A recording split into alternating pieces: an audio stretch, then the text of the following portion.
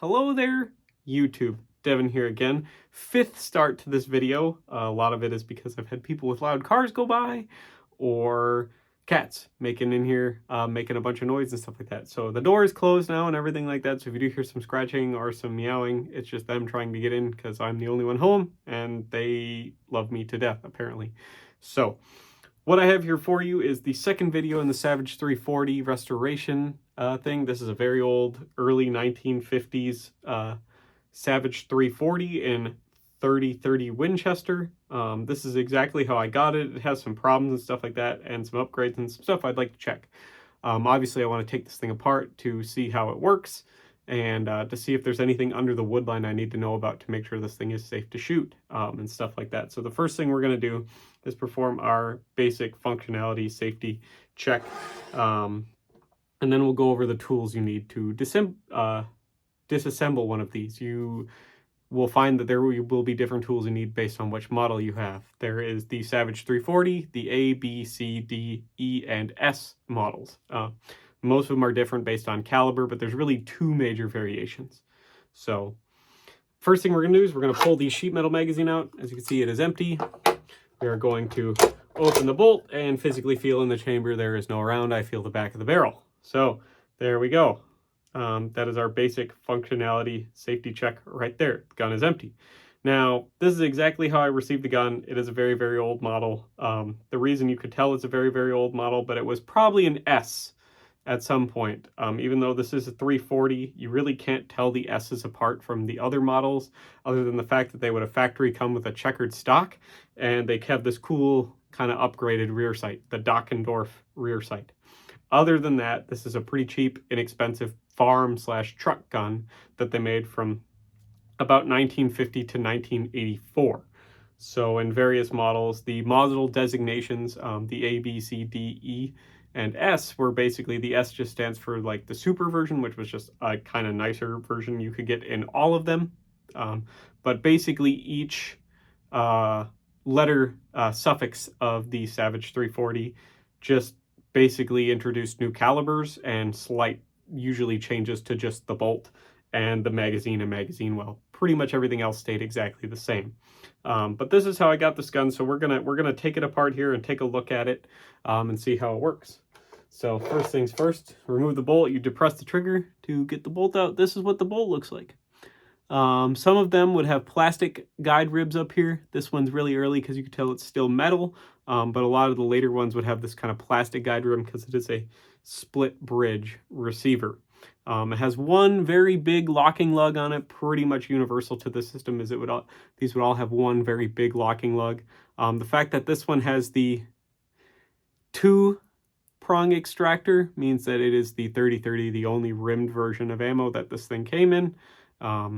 So yeah, it's just one of the cool things, other than 22 Hornet, but that would have kind of a different extractor anyways. So it is the only medium game cartridge that this thing was really made in. It was mostly made in varmint calibers. A lot of like the two original calibers this thing came in the original 340 was 3030 Winchester and 222 Remington. So this is the bolt. It has the early style flat cocking piece.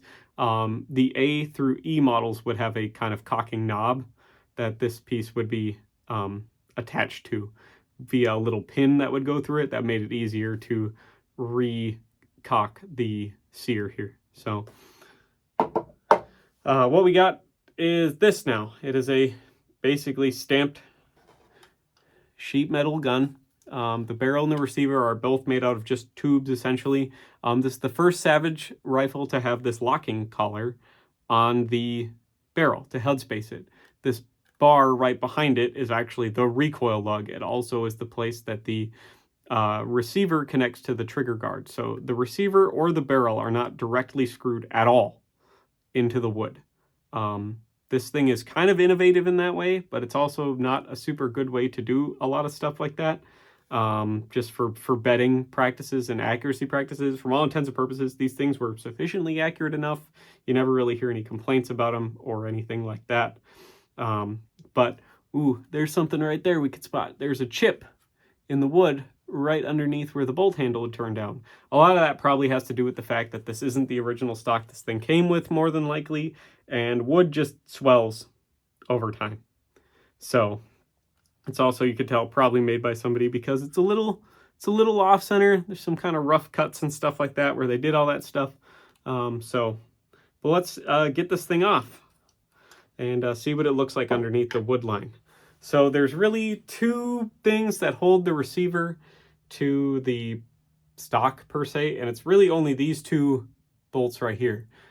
This one back here just holds the trigger guard in place. It doesn't actually connect to anything. The two sling swivels here are the old versions as well. They would normally come with quick detach studs. So you could really tell this is a very early one because it has these sling swivels on it. So first thing we're going to do first is you take your flathead screwdriver. This whole thing should be easily taken apart with a flathead screwdriver. We're going to undo this front screw up here that holds in the barrel band. So this has a banded barrel, much like an SMLE. Nothing fancy there. It just kind of comes undone. Now there should be a short screw and a long screw. This one, based on the distance, is probably a long screw, which is another indication that this thing probably isn't the original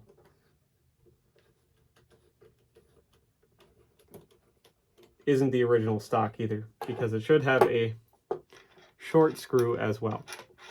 So there, the stock should be free from the action now. There's what the action looks like. As you can see, the trigger guard, that rear screw, is not connected to anything at all. It just holds the trigger guard in place. And like I was kind of figuring based on the distance, as you can see, both of those screws are the same length. So normally the front screw that connects the barrel band, which is this little part right here on the barrel, which helps support the barrel in the stock, would be a shorter one. So that's a pretty good indicator that this is a aftermarket stock as well. The fact that there is another long screw. You could still find these screws for pretty cheap. They made this gun for so long that the screws are still actually available. Now if we take this little screw out that holds in the rear of the trigger guard, it's again just another little flathead screw. It's not in there, held in there very well by anything. So probably just a short little wood screw. Yeah, I just pulled it out. There really isn't anything holding that in. As you can see, it's just the tiniest, shortest little wood screw holding in the rear of that trigger guard. Trigger guard, stamped piece of sheet metal. It has these two little thumb cutouts, as you can see, where the magazine would sit up in there like that, so you could remove the magazine. It has these two little thumb detents in the wood, and then there's some kind of knurling on there, little vent ribs stamped in there so you could grip the magazine, stuff like that. This would only be on the early model, so this would be on the 3030 and the 220 Swift. Very early versions would have these kind of finger cutouts for the magazine. The sling swivels, so now we'll worry about those in a bit, but we'll look inside the wood stock here. As you can see, big crack right there where the bolt handle goes. There is the little round kind of nut thing that holds in the screw to the front sling swivel, and this back one I assume is probably just a wood screw. Butt pad's in pretty good shape. I'm not going to try to take these off because I already have a new stock that I ordered for this thing. This is the new stock. It's a nice piece of walnut. I finished it myself. It's just got a light, right now, one light coat of tung oil on it as a preservative. It's just a nice piece of walnut, and I put a new butt plate on it. So it's just kind of your standard butt plate. Nothing really fancy going on with it. It's pretty much the same thing. This is an older factory one from a much later model. So this is probably an E model, which was the one that was made for the longest amount of time. So this is, as you can see, has a stock, has the cutouts for the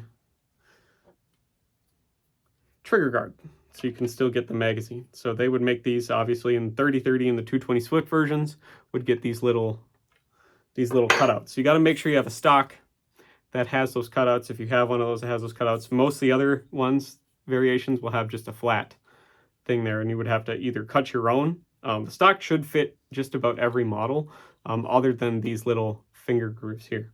But as you can see, it's a much nicer stock, much nicer piece of wood, much nicer finished and stuff like that. So it's going to be a much better gun.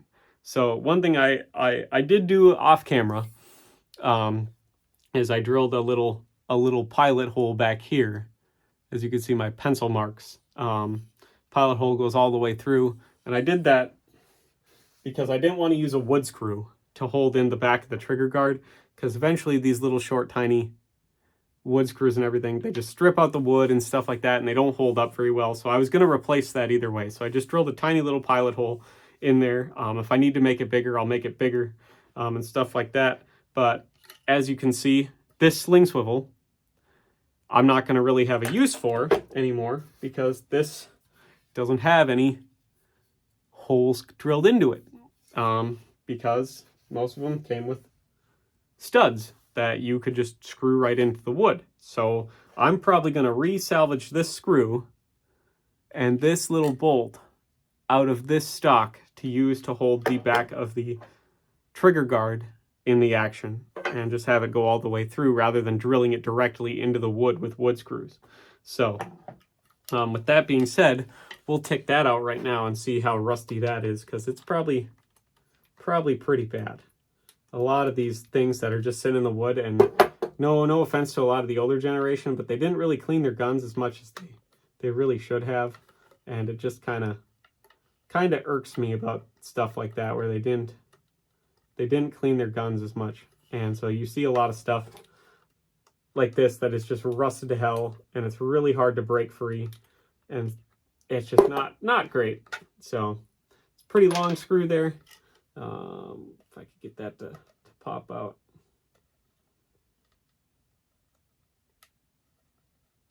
At least I got it up far enough to get my fingernail under it.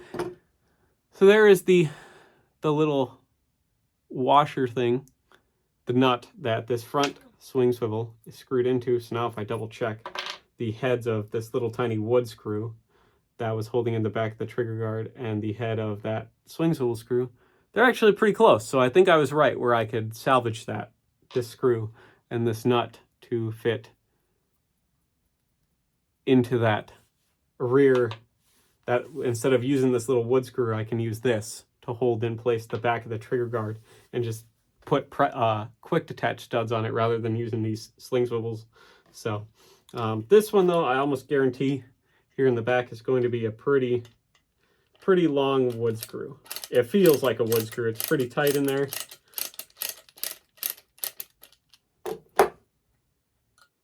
It's the good thing about these kind of wood screws though, they tend to come out pretty easy. They tend to not be as seized up. Yep, pretty long wood screw, only thing holding in the rear barrel band. So that's the wood stock here. It's in pretty decent shape. If anyone wants it, I'll sell it to you. No big deal, no worries there. So, but we'll get that out of the way.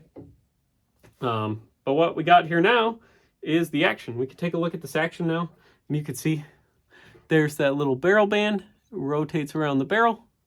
It's literally just a stamped piece of sheet metal, and it has this little kind of square nut that is held in place just by this little flat piece of sheet metal that hooks over it. Nothing fancy.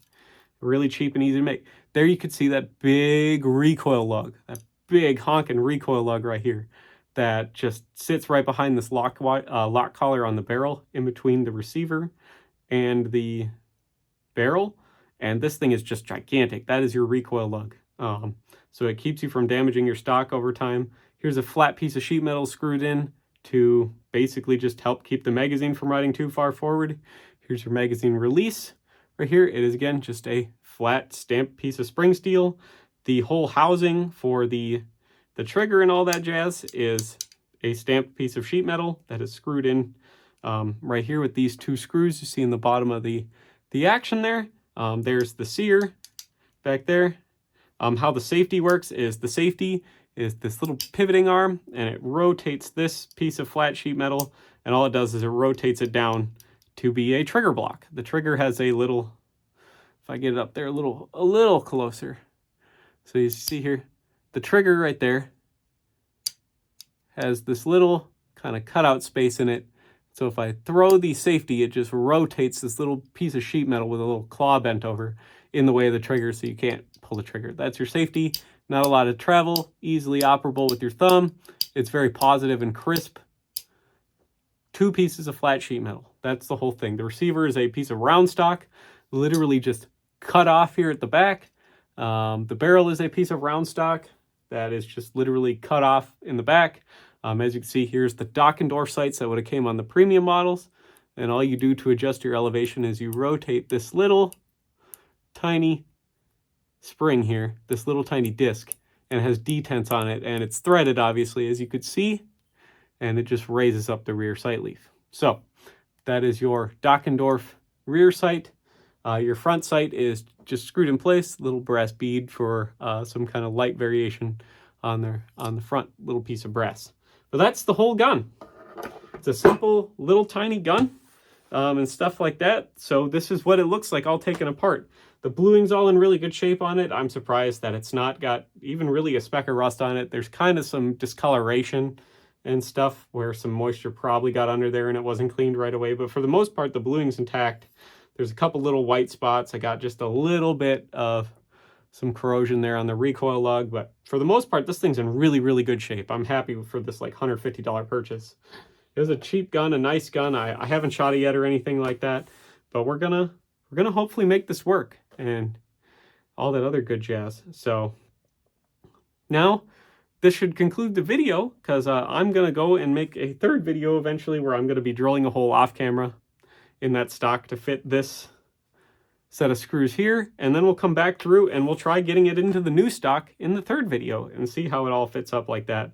And I'll probably order a short screw for the front action, because if I look at both the stocks together, this one, the stock that it came on and the stock that this one's much thinner up front. So I'm gonna order a short screw, probably a couple new ejector springs, because the ejectors tend to be really shitty in these. From what I've read, this is the little ejector spring. It's this little piece of wire right down in there. That's the ejector spring. So not a whole lot to work there, unfortunately. So now I'm gonna conclude the video here, and I'll do a 3rd video where I get it back into the stock.